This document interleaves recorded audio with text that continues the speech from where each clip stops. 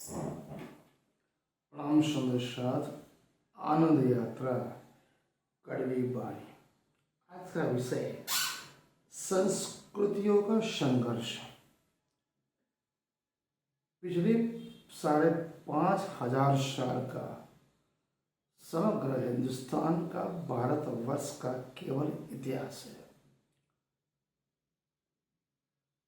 अब वो संस्कृति हिंदू संस्कृति, मुस्लिम संस्कृति, ईसाई संस्कृति, जैनिज्म, बुद्धिज्म या सिखिज्म, संस्कृतियाँ अगर भारतवर्ष की देखा जाए तो पिछले कई वर्षों में जिस तरह से समग्र भारत में ही केवल 4 वर्ण व्यवस्था है, ब्राह्मण, क्षत्रिय, वैश्य और शूद्र। विश्व नियंता परमात्मा एक ही है, ब्रह्म परमात्मा। हिंदू सनातन धर्म में सभी धर्म ग्रंथ बोलते हैं एको ब्रह्म द्वितीयो नास्ति। मुस्लिम परंपरा में शिया सुन्नी कुल हूँ अल्लाह अहद। ईसाई परंपरा में the supreme truth of God is only one. Sikh परंपरा गुरु नानक एको समय। जब सनातन हिंदू धर्म परंपरा यह कहती है एको ब्रह्म द्वितीयो नास्ति, परमात्मा एक ही है। समग्र ब्रह्मांड चाहे 14 लोग कहो, क्षर हो अक्षर हो या उससे परे, सभी का नियंता परमात्मा है। अगर हम कहते हैं कि परमात्मा समग्र ब्रह्मांड के कण कण में व्याप्त है, अखंड है, अविनाशी है, चैतन्य है, आनंद है और वो सुख की लीला करता है, अगर वो कण कण में समान समाया हुआ है इस ब्रह्मांड में, तो प्रश्न ये उठता है कहीं अज्ञानता, जड़ता, दुख, ईर्षा, द्वेष, तृष्णा, दुष्टता, जातिवाद, उच्च नीच, रंग, वर्ण, वेश क्यों? हम कहते हैं परमात्मा ने सभी को बनाया, हम परमात्मा की संतान है, तो स्वाभाविक है वो किसी भी वर्ण का हो, जाति का हो, समान होना चाहिए। तो ये संस्कृति को संघर्ष किसने गढ़ा, किसकी रचाई हुई ये माया जाल है? माया जाल भी तो है ना, जो परमात्मा ने सभी को बनाया। हवा, पानी, आकाश, धरती और अनाज सभी को मुफ्त मिल रहा है, चाहे वो गरीब हो या अमीर हो, ऊंच या नीच हो, चाहे ब्राह्मण, क्षत्रिय, वैश्य या शूद्र हो।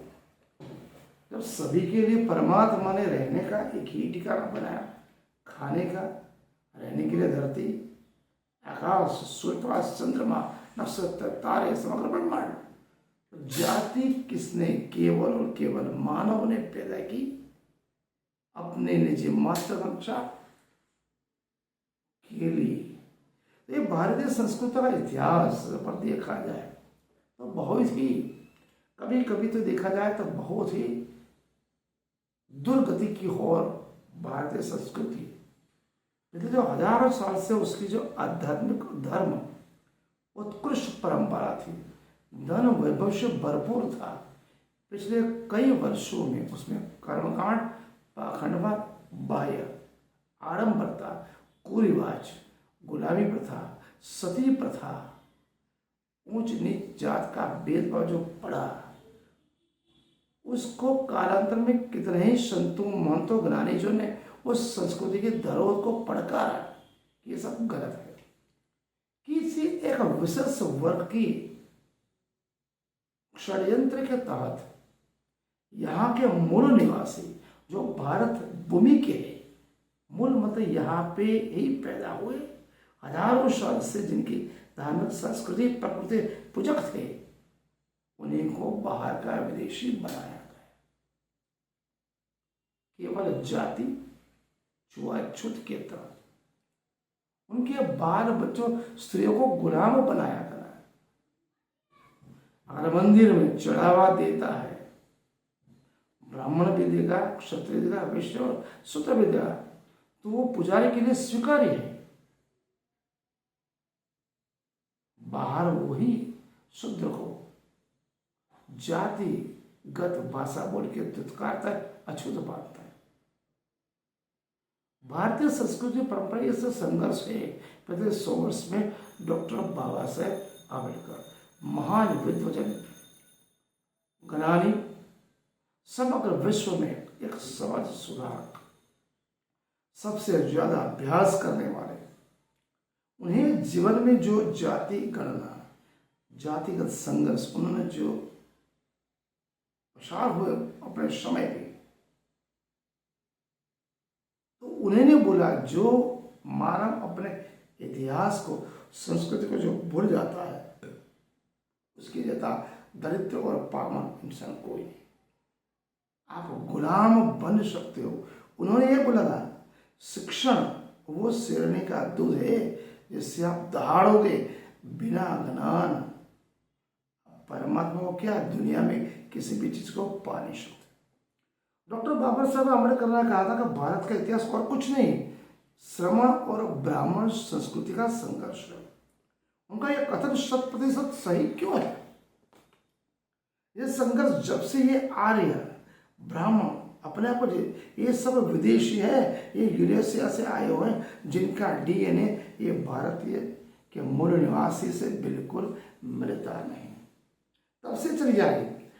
भारतीय संस्कृति आत्मनिर्भरता एवं मेहनत करने वालों की संस्कृति है। कृषि हमारे लोगों का कर्म था, कृषि हमारे लोग कर्म था। कृषि कर्म करने वाले लोग इस संस्कृति में रीढ़ की हड्डी थी, जिन्हें हम खेती-बाड़ी बोलते हैं। इनके सहयोगी थे जो 10 कार थे, वो कर्मिण लोग थे। ब्राह्मणवादियों ने जिस प्रकार चमार शब्द को गाली बनाया, उसी प्रकार कर्मिण शब्द को भी उन्होंने गाली बनाया। कर्मिण से कमीना और कमीने बना दिया। परोपकारी और लुटेरी संस्कृति के पक्ष करो करें। परोपकारी और लुटेरी संस्कृति, यूरेशिया से आए हुए ब्राह्मणों ने पक्ष कर्म को हीन माना। जब से श्री कृष्ण ने स्पष्ट कहा, कर्म करो, फल की आशा मत रखो। जो गीता में स्पष्ट कहते, कर्म जरूरी है। और ब्राह्मण, क्षत्रिय, वैश्य, शूद्र कर्म के आधार पर जाति नहीं, धर्म के आधार पर नहीं, कर्म के आधार पर जाति की नहीं जाती।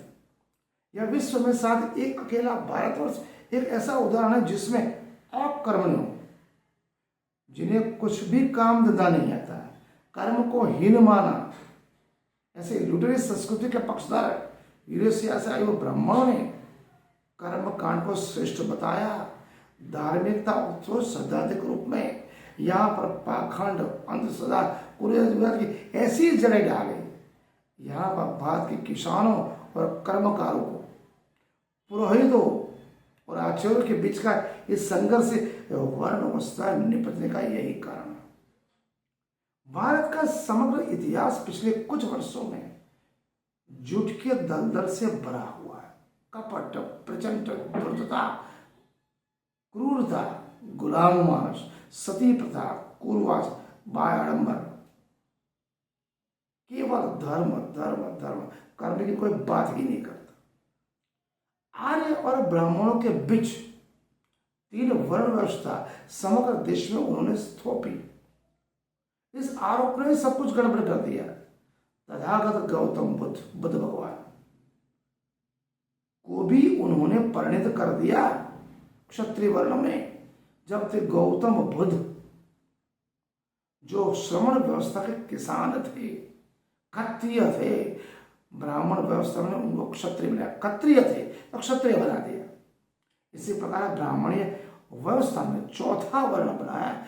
चौथे वर्ण में जो कर्म से श्रेष्ठ प्रजाति है, लोहार, सोनी, कड़िया, कुम्हार, बनकर, नाई, किसान, प्रजापति, जो कर्म की आदन, बुद्धि से सबसे सर्वश्रेष्ठ, कौशल्य में सबसे सर्वश्रेष्ठ, कर्मों को ही जीवन का उद्देश्य मानने वाले, उन सभी को उन्होंने चौथे वर्ण में डाला। आक्रमणकारी आर्य और ब्राह्मणियों जो यूरेशिया से आए हुए थे, वो स्त्रियां अपने साथ नहीं लाए थे। वो पिछले 1500 वर्ष में हिंदुस्तान में आए, सिंधु घाटी से आए। आर्य यूरेशिया से आए, विदेशी थे, इसलिए उनकी जो भाषा थी वो संस्कृत भाषा भी यहाँ की पाली और लोकप्रिय भाषा से जुड़ के उन्होंने बनाई।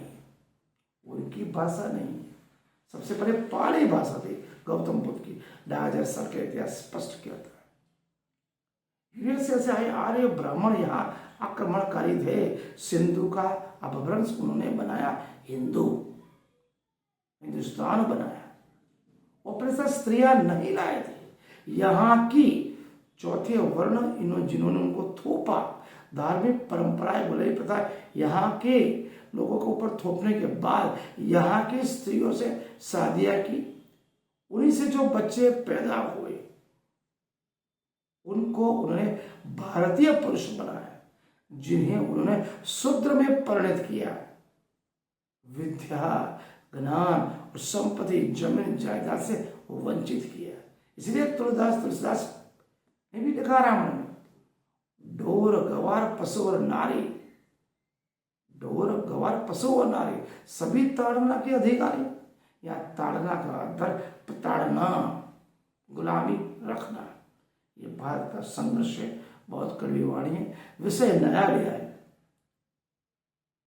अगर हम अपनी परंपरा, कुरीवाद, पाखंडवाद, अंधश्रद्धा में अगर फंसे रहेंगे, बाबा साहब आम्बेडकर जो बोला है, ज्ञान ही वो शक्ति है जो आपको समग्र समाज और दुनिया में खड़ा कर सकती है।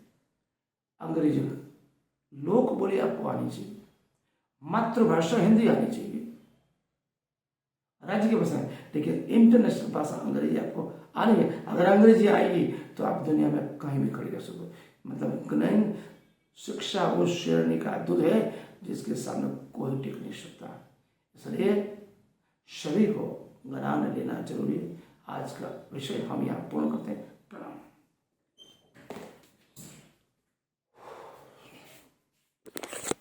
तो